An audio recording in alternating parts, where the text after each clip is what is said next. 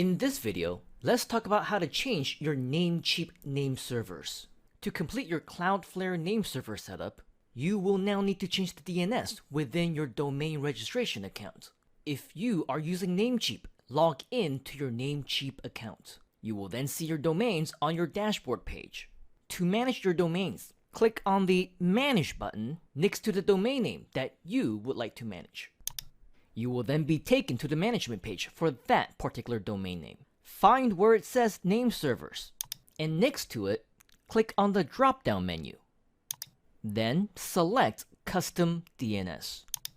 Once you click on Custom DNS, you now have the option to add in your own nameservers.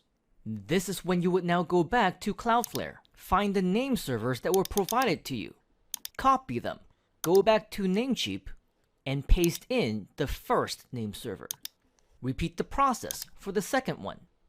Copy, go back to Namecheap, go to the second nameserver, and click on Paste. Once you're done, go ahead and click on this green check mark to save.